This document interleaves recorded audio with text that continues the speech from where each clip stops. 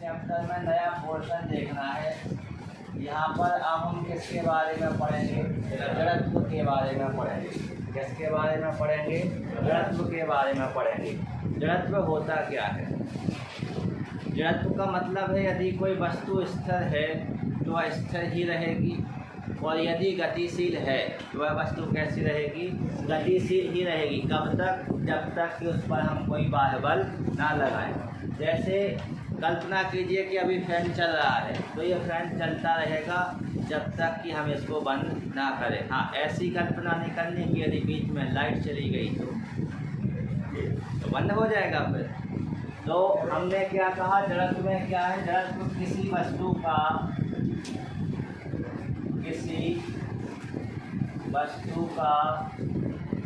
वह गुण जिसमें वह बाह्य बल की अनुपस्थिति। बाह्य बल का मतलब जो बाहर से वस्तु के ऊपर बल लगाया जाएगा, उस बल को हम कौन सा बल कहेंगे? बाह्य बल कहेंगे। जिसमें वह बाह्य बल की अनुपस्थिति में, किसकी अनुपस्थिति में? बाह्य बल की अनुपस्थिति में अपनी स्थिति में परिवर्तन करने में, अपनी स्थिति में परिवर्तन करने में कैसी होती है? असमर्थ होती है। अपनी स्थिति में परिवर्तन करने में कैसी होती है? असमर्थ होती है। वस्तु के उस गुण को हम क्या कहते हैं? जड़त्व कहते हैं। क्या कहेंगे? जड़त्व। इसका मतलब है कि यदि अपने पास कोई वस्तु है और वस्तु किस अवस्था में है? गतिशील अवस्था में है, तो वस्तु गतिशील अवस्था में ही रहेगी जब तक कि हम उस पर कोई बाह्य बल ना लगाएं। यदि वस्तु किस अवस्था में है? विरामावस्था में है। किस अवस्था में है? विरामावस्था में, यानी वस्तु विराम स्थिति में रुकी हुई है, तो वह जब तक विराम अवस्था में रहेगी जब तक कि हम उस पर कोई बाह्य बल ना लगाएं। तो वस्तु के इस प्रकार के गुण को हम क्या कहते हैं? जड़त्व कहते हैं। तो हमने क्या देखा? वस्तु का वह गुण जिसके कारण वह बाह्य बल की अनुपस्थिति में अपने स्थिति में परिवर्तन करने में कैसी होती है? असमर्थ होती है। उस गुण को हम क्या कहते हैं? जड़त्व कहते हैं। अब यहाँ पर हम क्या देखेंगे? जड़त्व के प्रकार देखेंगे। किसके प्रकार देखेंगे? जड़त्व के प्रकार। सामान्यतः कुछ किताबें जड़त्व के 2 प्रकार बताती हैं, और कुछ किताबें जो पुरानी किताबें हैं वो जड़त्व के 3 प्रकार बताती हैं। तो हम यहाँ पर जड़त्व के कितने प्रकार देखेंगे? 3 प्रकार देखेंगे। सबसे पहला जो जड़त्व हो जाएगा, इसे हम क्या कहेंगे? विराम का जड़त्व। पहला जड़त्व कौन सा हो जाएगा? विराम का जड़त्व। दूसरा जड़त्व कौन सा हो जाएगा? गति का जड़त्व। कौन सा जड़त्व हो जाएगा? गति का जड़त्व। और जो तीसरा जड़त्व होता है, इसे हम क्या कहते हैं? दिशा का जड़त्व कहते हैं। कौन सा जड़त्व कहते हैं? दिशा का जड़त्व। यहाँ पर हम सबसे पहले बात करेंगे इसके जड़त्व की, विराम के जड़त्व। सबसे पहले क्या देखेंगे? विराम का जड़त्व देखेंगे। देखिए, इसमें यदि आप देखेंगे तो परिभाषा उसके शब्द में ही है। विराम का जड़त्व का मतलब कोई वस्तु है, वो आपकी किस अवस्था में है? विराम अवस्था में है। तो वह कब तक विराम अवस्था में रहेगी? जब तक कि उस पर हम कोई बाह्य बल ना लगा दें। तो विराम के जड़त्व की परिभाषा क्या बनेगी? किसी वस्तु का वह गुण जिसके कारण वह अपनी विराम अवस्था में परिवर्तन करने में कैसी होगी? असमर्थ। किसकी अनुपस्थिति में? बाह्य बल की अनुपस्थिति में। यदि वस्तु, इसका सीधा सीधा मतलब ये हो जाएगा, यदि वस्तु किस अवस्था में है? विराम अवस्था में है, तो वह वस्तु किस अवस्था में रहेगी? विराम अवस्था में ही रहेगी। जब तक कि उस पर कोई बाह्य बल ना लगा दिया जाए। तो वस्तु के इस गुण को हम क्या कहते हैं? ग्राम का जड़त्व कहते हैं। कौन सा जड़त्व हो जाएगा? ग्राम का जड़त्व हो जाएगा। तो किसी वस्तु का वह गुण जो बाह्य बल की अनुपस्थिति में अपनी ग्राम अवस्था में परिवर्तन करने में कैसी होती है? असमर्थ होती है, उस वस्तु का क्या कहलाता है? ग्राम का जड़त्व कहलाता है। कैसे? एक दो उदाहरणों को यहाँ पर देखते हैं। ग्राम के जड़त्व में यहाँ पर हम एक दो उदाहरणों को देख लेते हैं। जैसे में यदि हम देखें एक पेड़ को यदि हम क्या करें? हिलाएं, तो उस पेड़ में जितने भी फल होते हैं वो फल कैसे हो जाते हैं? टूट करके नीचे गिर जाते हैं। क्यों गिर जाते हैं? जो फल होते हैं वो कैसे होते हैं? ग्राम अवस्था में होते हैं। कैसे होते हैं? ग्राम अवस्था में होते हैं। और जब हमने पेड़ को पकड़ करके पेड़ को हिलाया तो अभी फल जो है वो तो ग्राम अवस्था में ही हैं, लेकिन पेड़ के जो अन्य भाग हैं वो किस अवस्था में आ जाते हैं? गतिशील अवस्था में आ जाते हैं। किस अवस्था में आ जाते हैं? गतिशील अवस्था में आ जाते हैं। अतः हम कह सकते हैं कि ग्राम के जड़त्व के कारण यहाँ पर पेड़ को हिलाने पर उसमें से लगे हुए फल कैसे हो जाते हैं? गिर जाते हैं। तो यहाँ पर एक तो पॉइंट ये हो गया अपना, पेड़ को हिलाने पर उसमें लगे फल गिर जाते हैं। पेड़ को हिलाने पर उसमें लगे फल कैसे हो जाते हैं? गिर जाते हैं। दूसरे उदाहरण में घर में अपन ने देखा ही होगा, चारपाई या फिर कम्बल को क्या कहते हैं? यदि किसी छड़ी की सहायता से पीटते हैं तो उसमें से धूल के कण कहाँ जाते हैं? बाहर। धूल के कण कहाँ जाएंगे? बाहर। जिस स्थान पर आपने चारपाई या कंबल में छड़ी का प्रहार किया तो वहाँ पर जो धूल के कण रहेंगे वो किस अवस्था में रहेंगे? ग्राम अवस्था में ही रहेंगे। लेकिन छड़ी जिस सिरे पर लगती है वो भाग कैसा हो जाता है? गतिशील हो जाता है। तो ग्राम के जड़त्व के कारण उसमें से जो धूल के कण होते हैं वो भी कैसे हो जाते हैं? अलग हो जाते हैं, झड़ जाते हैं। तो यहाँ पर हम देखेंगे कंबल को छड़ी से पीटने पर, कंबल को छड़ी से पीटने पर उसमें से धूल के कण अलग हो जाते हैं। धूल के कण अलग हो जाते हैं। ये किसके कारण हो रहा है? ग्राम के जड़त्व के कारण हो रहा है। किसके कारण हो रहा है? ग्राम के जड़त्व के कारण। मान के चलिए आप लोग सब लोग बस में सफ़र कर रहे और बस के ड्राइवर, ठीक है, इस अवस्था में अभी आप लोग कैसे हैं? अभी गाड़ी स्टार्ट नहीं हुई है, अभी तो गाड़ी खड़ी हुई है। खड़ी हुई है मतलब किस अवस्था में है? ग्राम अवस्था में है।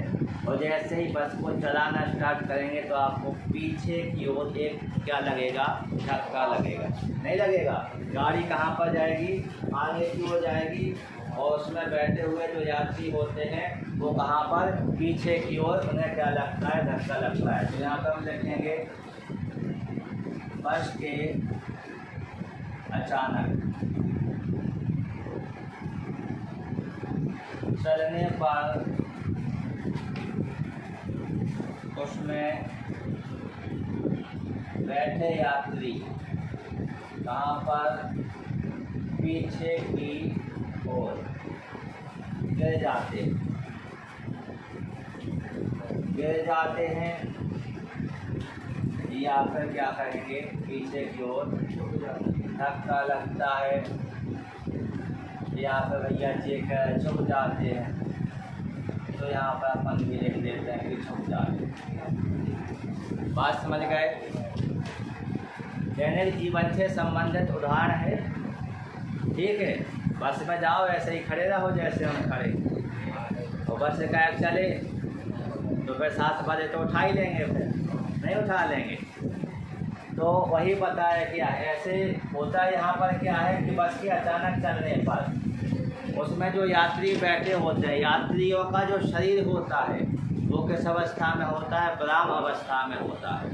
वो जब बस अचानक चलती है तो जो बस होती है, बस अचानक चलने से जो यात्री के पैरों का संपर्क होता है वो बस से होता है, तो यात्री का जो निचला सिरा होता है वो तो बस के साथ गतिशील हो जाएगा, लेकिन जो ऊपरी सिरा होता है वो अभी भी कैसा होता है, विराम अवस्था में होता है। इस कारण यात्रीगण कहाँ पर पीछे की ओर गिर जाते हैं या फिर उनको पीछे की ओर क्या लगता है, धक्का लगता है। इसके बाद हम अगले उदाहरण को यहाँ पर फिर से देखेंगे। अगले उदाहरण के रूप में यहाँ पर बताया गया है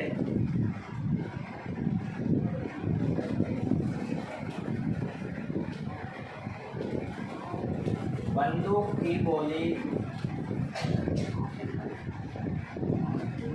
की गोली कांच की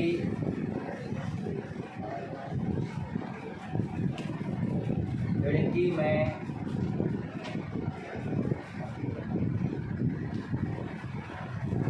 स्पष्ट छेद बनाती है।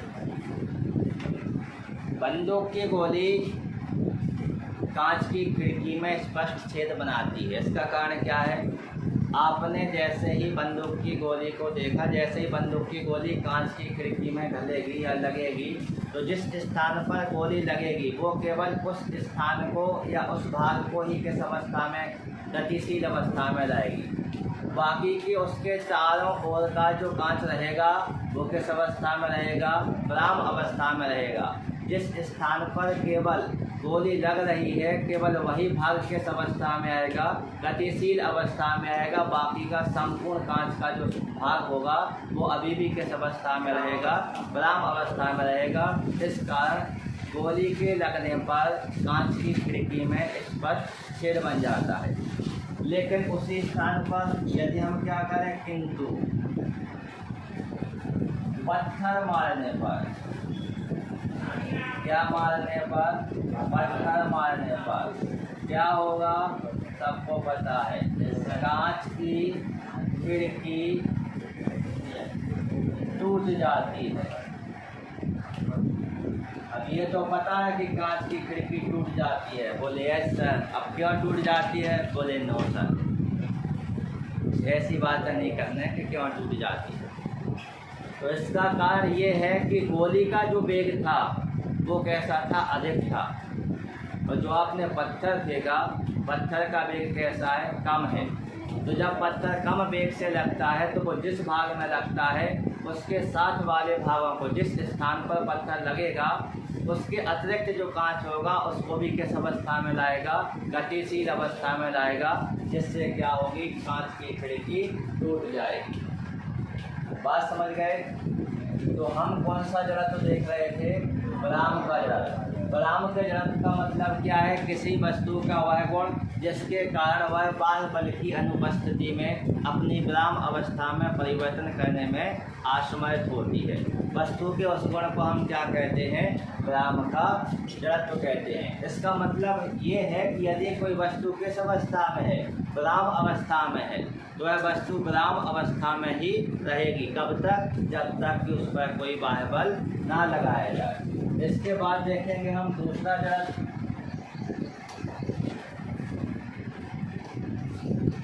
इसमें हमें कौन सा जड़त्व देखना है, गति का जड़त्व। कौन सा जड़त्व हो जाएगा, गति का जड़त्व। गति के जड़त्व में हम वस्तु किस अवस्था में देखेंगे, गतिशील अवस्था में देखेंगे। किस अवस्था में देखेंगे, गतिशील अवस्था में। देखिए, गति के जड़त्व का मतलब क्या है, किसी वस्तु का वह गुण जिसके कारण वह अपनी गत्यावस्था, गत्यावस्था मतलब गतिशील अवस्था। जैसे पंखा चल रहा है तो पंखा जब तक चलेगा जब तक कि हम उस पर क्या करेंगे, कोई बाह्य बल नहीं लगाएंगे। भाई ये नहीं लाना है दिमाग में कि लाइट चली जाए, वो एक मैटर अलग है।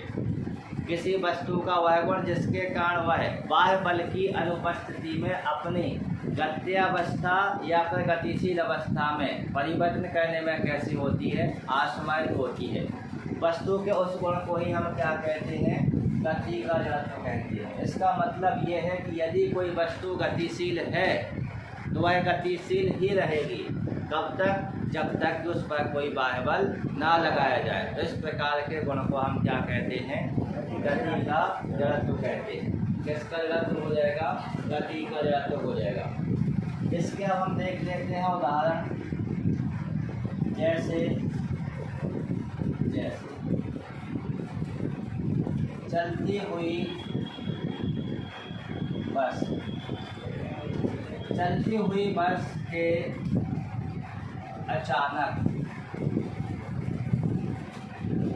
रुकने पर, अचानक ब्रेक लगाने पर या रुकने पर, बात एक ही है। ब्रेक लगाएंगे तो क्या होगी? बस रुकेगी। अचानक ब्रेक लगाने पर उसमें बैठे यात्री, उसमें बैठे यात्री आगे की ओर, कहाँ पर? आगे की ओर झुक जाते हैं। कभी कभी जो 32 दांत है वो भी 1-2 कम हो जाते हैं, नहीं होते हैं। तो इसमें क्या है? बस कैसी है? गतिशील अवस्था में है। बस किस अवस्था में हो जाएगी? गतिशील अवस्था में हो जाएगी। जब हम क्या करेंगे? इसमें अचानक ब्रेक लगाएंगे तो अचानक ब्रेक लगाने पर क्या होगा? जो बस में बैठे हुए यात्री हैं वो अभी भी बस के साथ गतिशील अवस्था में ही हैं। बस गतिशील अवस्था में है, उसमें बैठे यात्रियों का शरीर भी बस के साथ किस अवस्था में है? गतिशील अवस्था में है। और जैसे ही अचानक क्या किया जाता है? ब्रेक लगाया जाता है। तो उस कंडीशन में क्या होता है? जो यात्री होते हैं, यात्रियों का जो ऊपरी सिरा होता है वो कैसा होता है? गतिशील। और जो निचला सिरा होता है वो बस के साथ अचानक किस अवस्था में आ जाता है? विराम अवस्था में आ जाता है। तो फिर सामने क्या लगता है? ऊपरी सिरा तो लगता है? नहीं लगता है। तो समझ जाइए कि ऊपरी सिरा कैसा होता है? गतिशील। और निचला सिरा कैसा होता है? विराम अवस्था में होता है। इस कारण चलती हुई बस के अचानक ब्रेक लगाने पर उसमें बैठे हुए यात्री आगे की ओर कैसे हो जाते हैं? झुक जाते हैं। किसके जड़त्व के कारण? गति के जड़त्व के कारण। किसके जड़त्व के कारण? गति के जड़त्व के कारण। अगले एग्जाम्पल में यदि हम देखें तो यहाँ पर हम देख सकते हैं दौड़ते हुए घोड़े के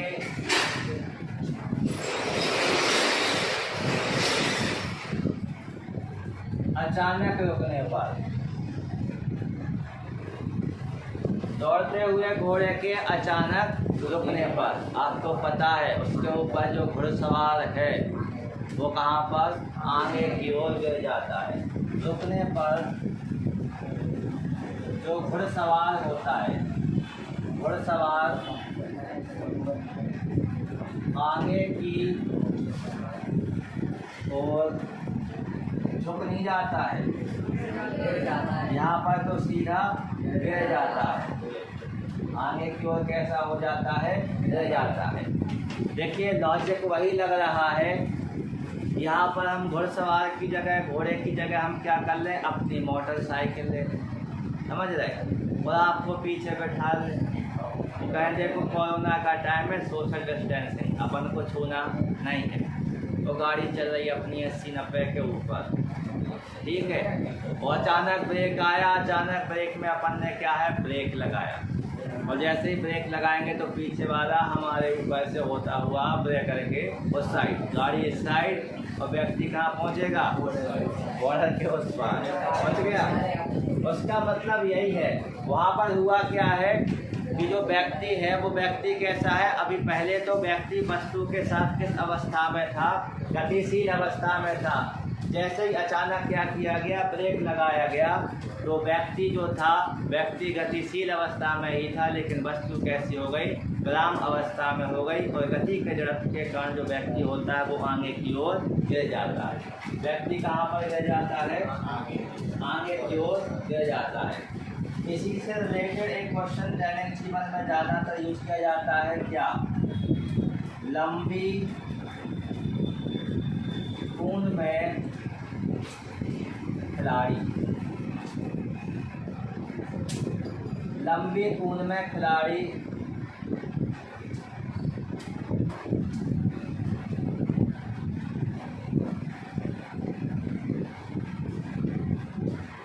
कुछ दूर से दौड़कर आते। देखा ही होगा आपने, नहीं देखा? लंबी कूद में खिलाड़ी कुछ दूर से क्या करते हैं, दौड़कर आते हैं, जिससे उनका जो शरीर होता है वो कैसा हो जाता है, गतिशील अवस्था में आ जाता है और गति के जड़त्व के कारण वो थोड़ी ज़्यादा से ज़्यादा दूरी को क्या कर सकते हैं, कूद सकते हैं। इस कारण लंबी कूद में जो खिलाड़ी होते हैं वो कुछ दूरी से दौड़ करके आते हैं। इसके बाद चलती हुई रेलगाड़ी, चलती हुई रेलगाड़ी, देखो रेलगाड़ी चल रही है, अभी प्लेटफॉर्म पर रुकी नहीं। चलती हुई रेलगाड़ी से किसी व्यक्ति के या तो लिख दो कूदने पर या फिर लिख दो उतरने पर, उतरने पर जो व्यक्ति होता है, व्यक्ति कहाँ पर जाके गिरेगा, चलती हुई रेलगाड़ी की दिशा में। उतरने पर व्यक्ति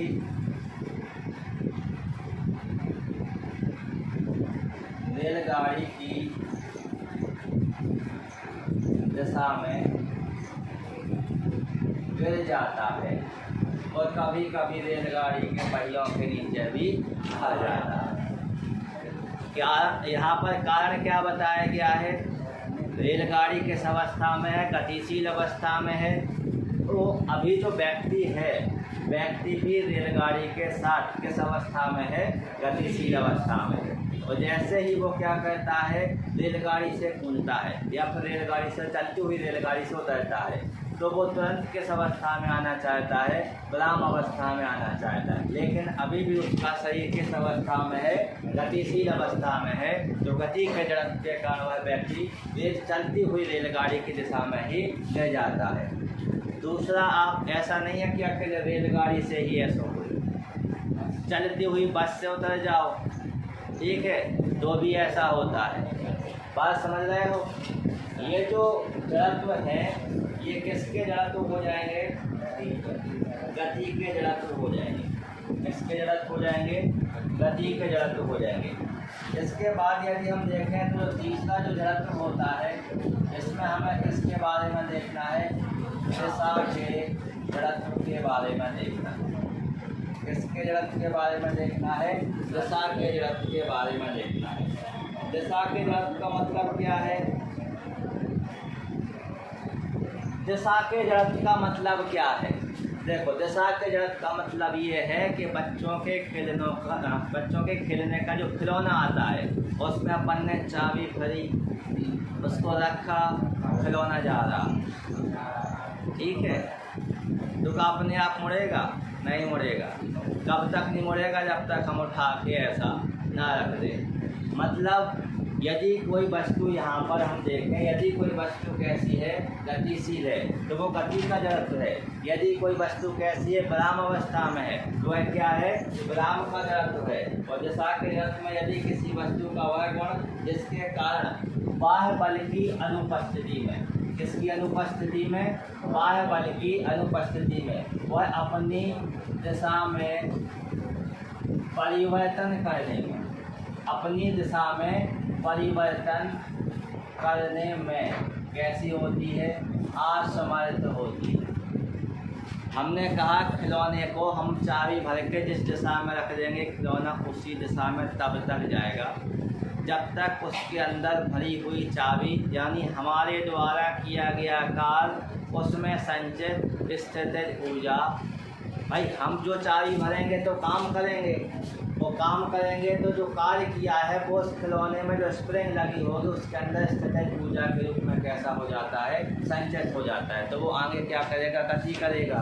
वो गति करेगा तो किस दिशा में, उसी दिशा में गति करेगा जिस दिशा में हम खिलौने को क्या करेंगे, रख देंगे।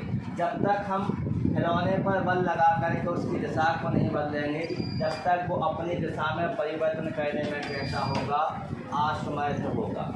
दिशा में परिवर्तन करने में कैसा होगा, असमर्थ। इसका मतलब क्या है, किसी वस्तु का वह गुण जिसके कारण वह बाह्य बल की अनुपस्थिति में अपनी दिशा में परिवर्तन करने में कैसी होती है, असमर्थ होती है, उसे हम क्या कहते हैं, दिशा का जड़त्व कहते हैं। और दिशा के जड़त्व में एक उदाहरण हम देखेंगे, साइकिल का पहिया। अभी आपने देखा बरसात का टाइम है, यदि साइकिल को कहाँ से निकाला जाए, कीचड़ से निकाला जाए, तो साइकिल का जो पहिया होता है उससे जो कीचड़ होता है वो कहाँ पर, मड गार्ड से चिपक जाता है, नहीं चिपक जाता है, मड गार्ड, मड यानी कीचड़, गार्ड यानी रक्षा करने वाला, किससे, कीचड़। और आप क्या कहते हो उसको, मड गार्ड की जगह मड गार्ड। अब अपन कछु लिखे, अपन बुंदेलखंड के आते हैं, तो बात समझ गए। हमने यहाँ पर क्या देखा, दिशा का जड़त्व। और दिशा के जड़त्व में जो वस्तु होती है वो बाह्य बल की अनुपस्थिति में अपनी दिशा में परिवर्तन करने में कैसी होती है, असमर्थ होती है। परिवर्तन करने में कैसी होती है, असमर्थ होती है। और उदाहरण में यदि हम देखेंगे तो क्या हो जाएगा, जब पहिया घूमता है, यहाँ पर हम यदि उदाहरण देखेंगे तो जब पहिया घूमता है तो उसमें लगा कीचड़, स्पर्श रेखीय दिशा में, किस दिशा में, स्पर्श रेखीय दिशा में जागृता, किस दिशा में जागृता है, स्पर्श रेखीय दिशा में जागृता है। तो सबसे पहले तो यहाँ पर हम देखेंगे कि पहिया क्या कहाँ पर है, ये हो गया अपना, अच्छा पहिया नहीं आया, आ जाओ पहिया आ गया, ये क्या हो गया अपना, पहिया हो गया। ये पहिया कहाँ पर जा रहा है, कीचड़ वाली जगह पर जा रहा है, कहाँ पर जा रहा है, कीचड़ वाली जगह पर जा रहा है। तो इस समय क्या होगा, जैसे पहिया, यदि हम देखें कि पहिया इस दिशा में गति कर रहा है, मतलब ऐसे घूम रहा है, तो इस वजह से ये कीचड़ चिपकता हुआ कहाँ जाएगा, आगे की ओर, और ये इस दिशा में जा कर के दूर गिरेगा। इस दिशा को ही यहाँ पर कौन सी दिशा कहा जाता है, स्पर्श रेखीय दिशा कहा जाता है। कौन सी दिशा कहा जाता है, स्पर्श रेखीय दिशा कहा जाता है। तो जब पहिया कीचड़ युक्त स्थान से होकर के गुजरता है तो उससे चिपका हुआ कीचड़ जो होता है वो स्पर्श रेखीय दिशा में दूर जा करके छिटक करके गिर जाता है। और इसी कीचड़ से बचने के लिए फिर साइकिल के पहिए पर क्या लगा दिया जाता है, मडगार्ड। अब ये जो कीचड़ जाएगा ये कहाँ पर टकराएगा, ये पहिए के मडगार्ड से टकराएगा और इसके ऊपर बैठा हुआ यात्री उस कीचड़ से कैसा हो जाएगा, बच जाएगा। बात समझ गए। इसके अलावा यदि हम अगले उदाहरण को देखें तो यहाँ पर क्या हो जाएगा, अगले उदाहरण के रूप में यहाँ पर हम देख लेते हैं कि यदि ये क्या है, वृत्ताकार मार्ग है, ये किस प्रकार का मार्ग हो जाएगा, वृत्ताकार मार्ग। अब ये साइकिल का पहिया नहीं है, अब ये क्या हो जाएगा, वृत्ताकार मार्ग हो जाएगा। और वृत्ताकार मार्ग पर या मोड़ पर हमने कहा ये यहाँ पर क्या है, ये हो गई एक कार, और कार में कोई बैठा है क्या, व्यक्ति।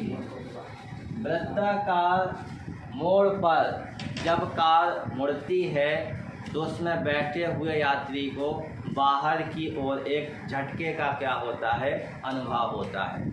वृत्ताकार मार्ग पर जब कार मुड़ेगी तो उसमें बैठे हुए व्यक्ति को बाहर की ओर एक झटके का क्या होगा, अनुभव होगा। तो यही यहाँ पर बताया गया है कि ये जो झटके का अनुभव हो रहा है ये किसके जड़त्व के कारण हो रहा है, दिशा के जड़त्व के कारण हो रहा है। किसके जड़त्व के कारण हो जाएगा, दिशा के जड़त्व के कारण हो जाएगा। इसके अलावा भी यदि हम देखें तो यहाँ पर एक और स्थिति बन सकती है। यदि हम क्या करें, यदि एक रस्सी लें, यदि एक रस्सी के एक सिरे पर, यदि एक रस्सी के एक सिरे पर पत्थर को बांधकर